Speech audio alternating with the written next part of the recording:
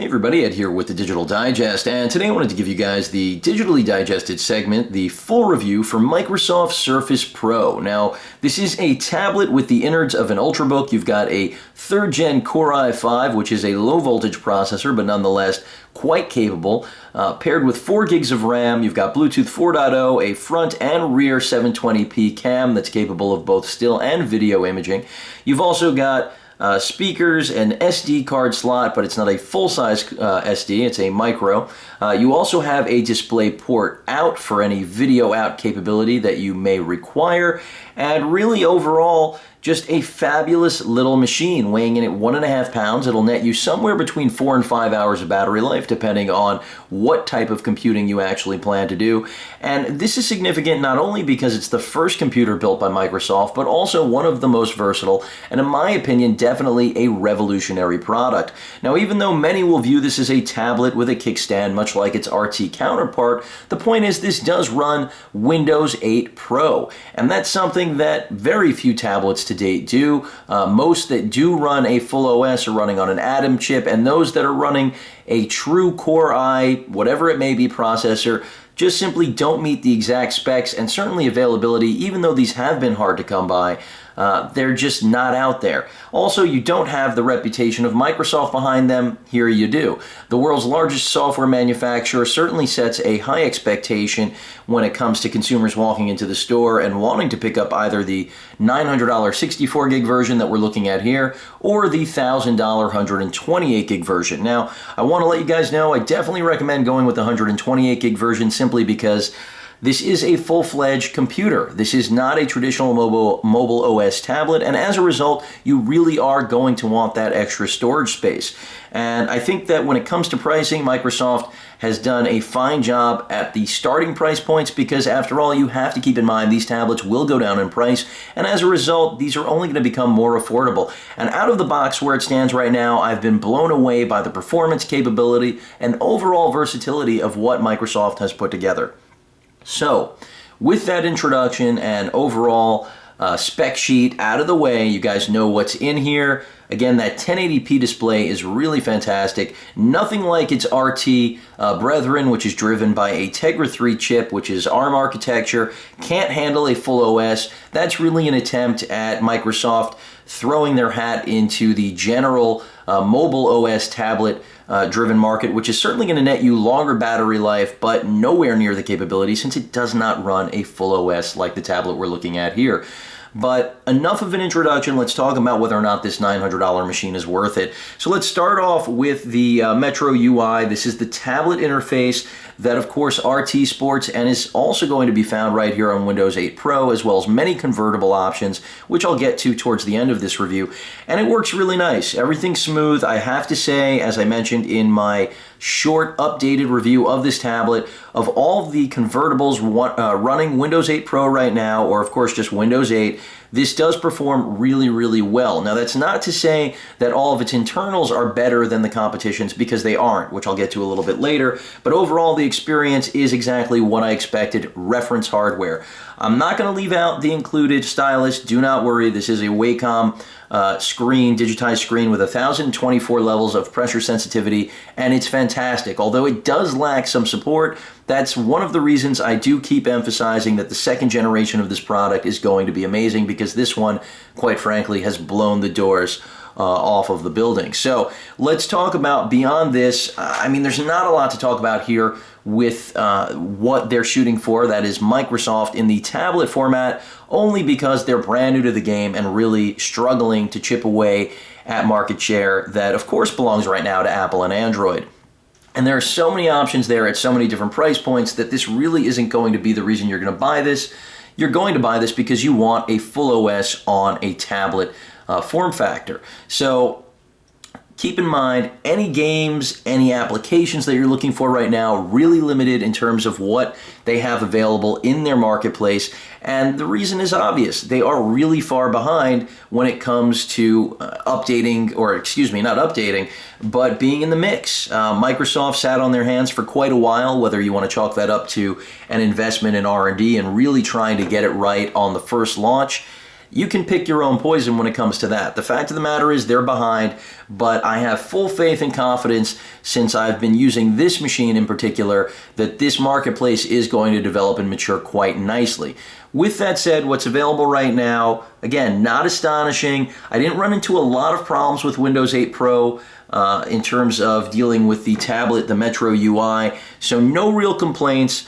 You know, if you go out there and search the internet, you'll find complaints here and there about people saying things weren't installing properly. I'm sitting there waiting for an update to complete that doesn't. Guess what, folks? This is part of being on board with a first-gen product. It's to be expected whether you're buying Microsoft, Apple, or any of the various manufacturers that build out Android-based devices. So take that with a grain of salt. Development definitely is in the works. It's going to take time, but that's why I have so much hope for the promise that the second-gen Surface is going, at least the Pro version, will have to offer us. So moving away from the Metro UI, you can always hit this capacitive button, the home button right here at the bottom of the screen, in order to take you back or to toggle in between the Metro UI or going straight to your desktop. And as you can see, I've got Internet Explorer open right now. A lot of you may wonder why I use this. Personally, it's a matter of preference. Chrome is not optimized for Windows 8 touch capabilities, unfortunately. I could imagine why, but I know that that's in the mix. Google's definitely going to rectify that, because Google is all about really, as much as they are competition oriented, they're also interested in making everything work better. After all, that's kind of what the entire company is about. And overall performance here, absolutely flawless. Touchscreen sensitivity is perfect. There, of course, is the new Chromebook Pixel. We'll see how that ends up working out. An interesting device, to say the least, but pricey. And performance here, absolutely flawless. Flash playback, flawless. And if you ever feel inspired, you can, of course, break out the stylus and go to town. Now, in terms of the stylus capability, the hardware is great. Microsoft spared no expense. The Wacom digitizer on this is fantastic. Far better than the Intrigue that Sony incorporates into the Duo 11. I'll get to a comparison there a little bit later. But one of the things you're going to run into if you are an artist, someone who's really looking to use this at a professional rather than amateur level, is that simply a lot of the pieces of software that you're right now traditionally using aren't going to support or at least leverage the full capabilities of the digitizer and the 1024 levels of sensitivity. So it's going to take a while for those drivers to make their way to the platform. I don't doubt that they will get there, because after all, this is reference hardware. This is where it's all going to start and basically shape the experience for just about every other OEM partner that Microsoft and Intel has. So overall, really like the web browsing experience. Flash playback, great. Speaker performance, not the best I've seen from a tablet, but I think that's something most of you are willing to sacrifice, considering this is a full-fledged Ultrabook. So web browsing, great. Now, of course, if I do jump onto the web browser, which is 10 here, looking at a DP review, topic here. Very good forum for those of you who are interested in cameras, all of my faithful followers who are interested in them. Great place to go, and it's been around forever.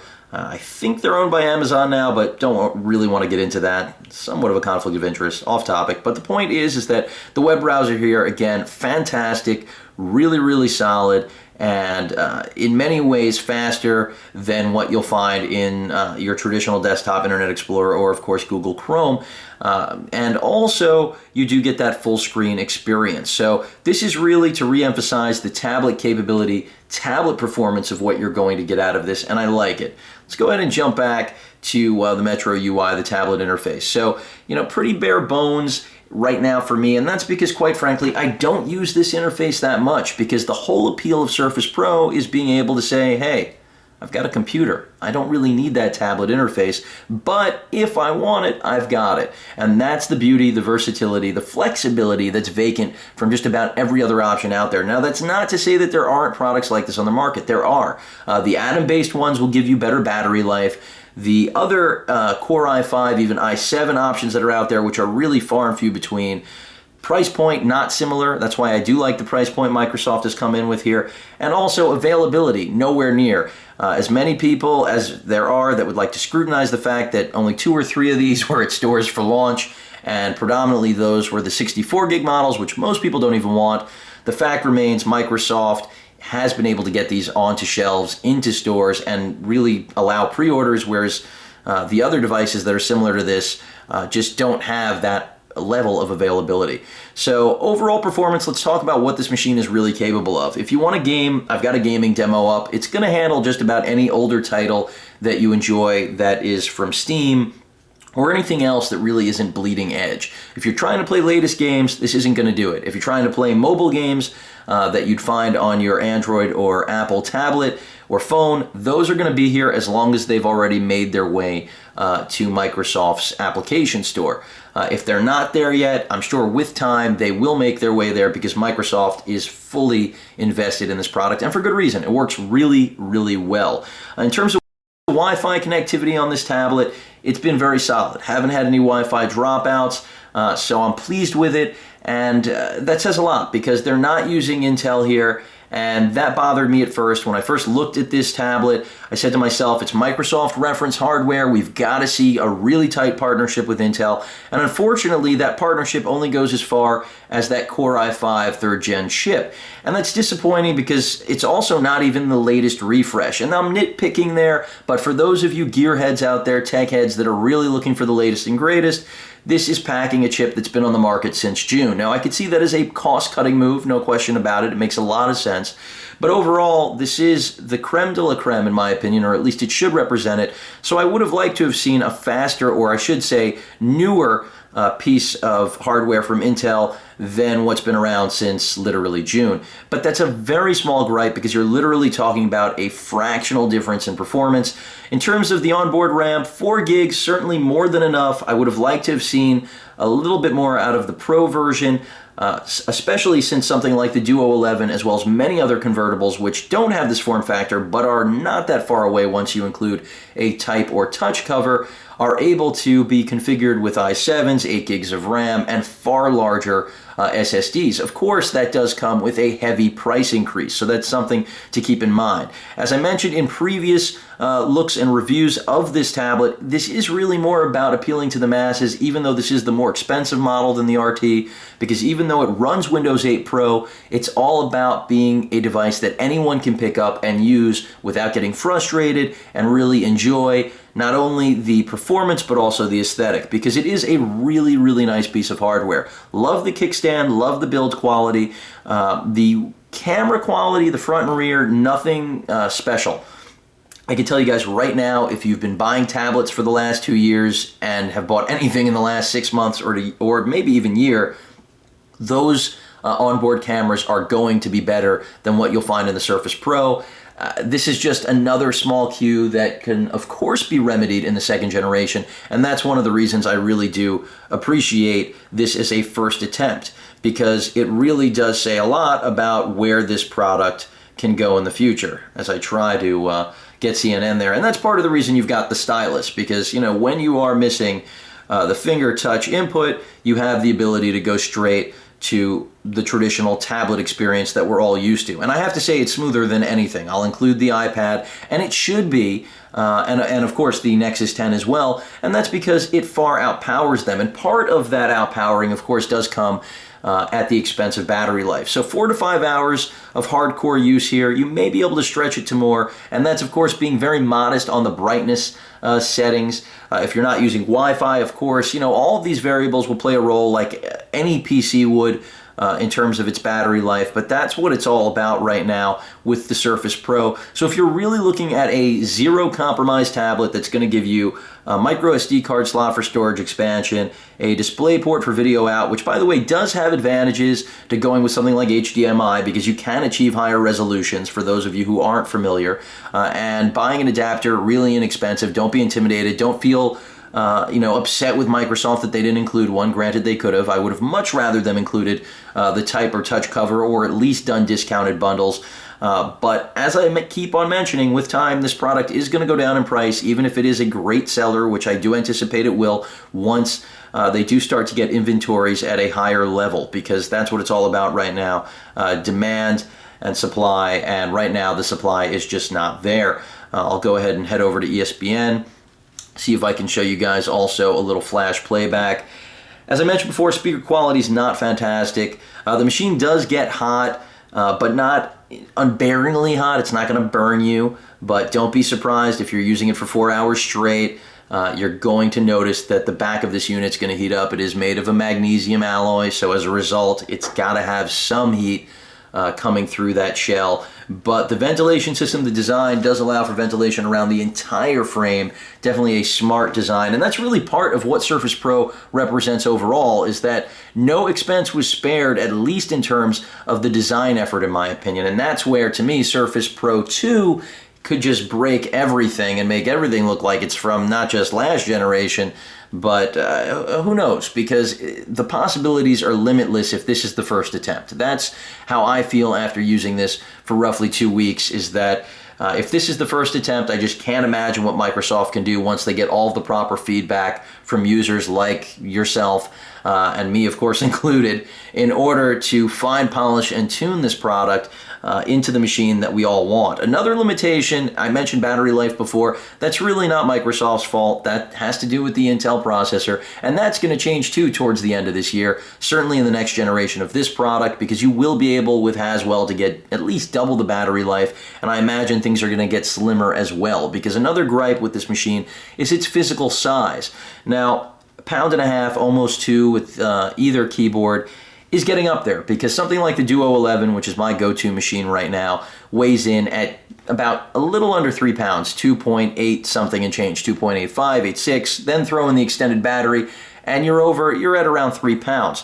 So for the difference in weight, I think that's a big question for a lot of you out there. You know, do you want to go from 2 to roughly 3 in order to maybe double your battery life, have a whole different array of ports, and really have something that resembles more of a full-fledged Ultrabook in its natural state, even though it's a slider? I say this because clearly the Duo 11 is not the only option. There are an overabundance of different tablet hybrid computers that are out there that are both Atom as well as third gen i5, i7, or even i3, now that the Duo 11 is offered here stateside in an i3 configuration. Granted, they did increase prices. So the Surface Pro really right now is the king when it comes to tablet computing. There's nothing else like it. Nothing is powerful. And when you think of its battery life in regard or in direct comparison with Ultrabooks that are out there, it's right there minute for minute in terms of overall performance. Granted, it doesn't give you the same port array. It does give you a 1.5 pound tablet package.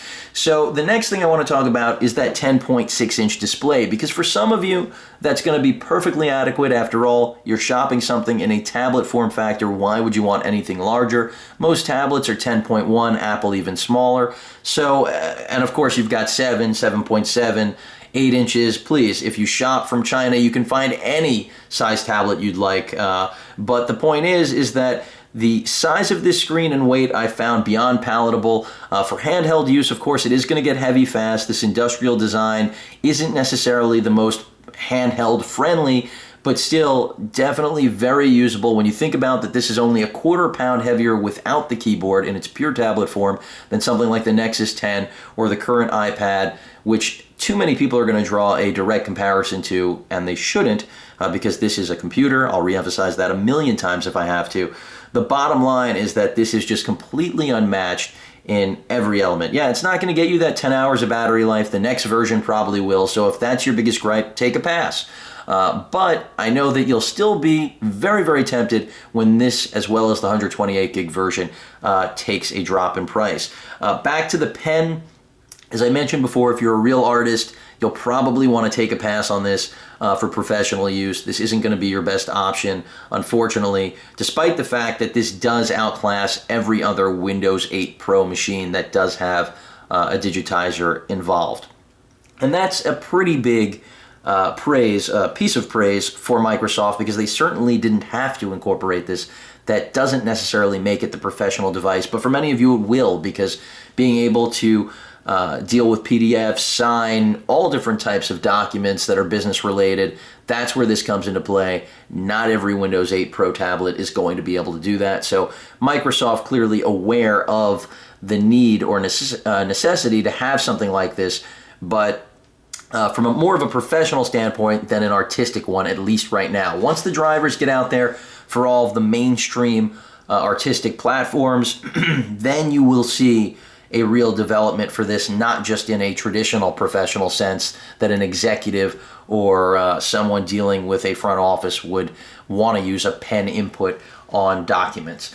As far as actual design, I want to talk a little bit about that as well. The pen has the same magnetic, I'll try to get into focus for you guys right there, magnetic connection that the charging port has, and it works. It does attach to the side. I'm going to see if I can do this. May have to actually come around to the other side of the unit. But you guys will see that it does attach relatively seamlessly, and you can position it either way. It's not the best gripping in terms of holding it in place. If you have this in a bag or something, it's definitely going to fall off. Similarly, the charging port will also display the same behavior if you're trying to actually, keep it plugged in, keep it charged in a bag.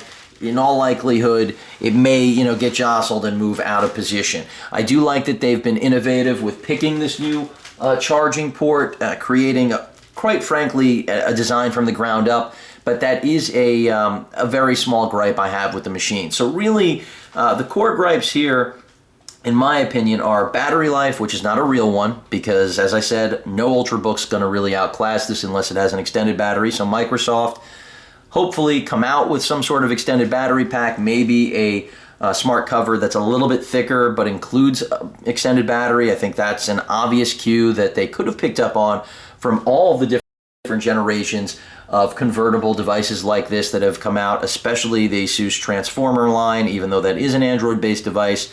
Clearly not difficult to come up with something along those lines.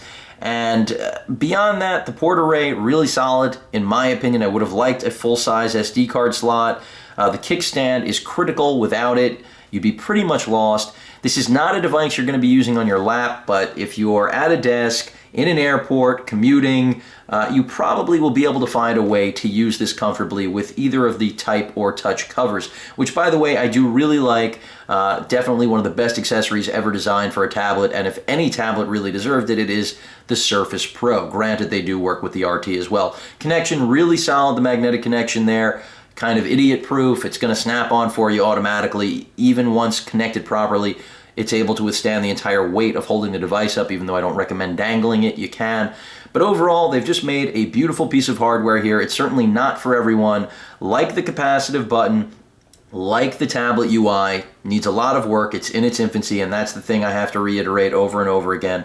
But if you're looking for computer capabilities, finally, in a very nicely made, well-constructed, and overall beautiful piece of hardware, in a 1.5 pound package, that's what you're looking at here, folks. Wireless connectivity has been solid, graphics performance strong for at least its class of device, and overall, that Core third generation Core i5 processor is pretty much industry standard for Ultrabooks right now, at least without breaking the bank.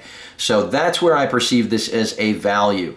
As far as what the future holds for this product, sky's the limit for Microsoft. They have the budget, they have the developers and the engineers. Now they just need really a lot more software support. So don't compare this to the iPad. Don't compare this to anything Android-based, because this is a new breed, folks. This is a revolutionary product that sets the bar very, very high. And by the next gen, I'm not going to say we'll be forgetting about our mobile OS tablet brethren, but it's going to be very difficult for anyone to decide to pick up an iPad or an Android-based tablet when Microsoft really gets this right. And that's not to say this isn't right. I think you guys know through the course of this 20-plus minute video, I have a lot of praise from this, not only from a productivity, but also just entertainment standpoint. Screen is brilliant. Speakers, again, could be better, but as a multimedia and work machine, this does it all. Whether or not it's the right form factor for you is really what it's going to all be about.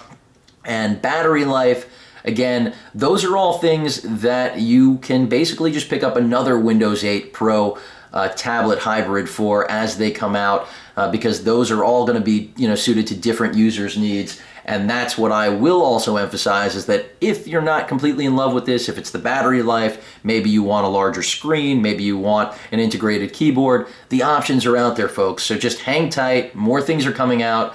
I'm still a big fan of the Duo 11, as many of you know. I think it's one of the most complete packages out there.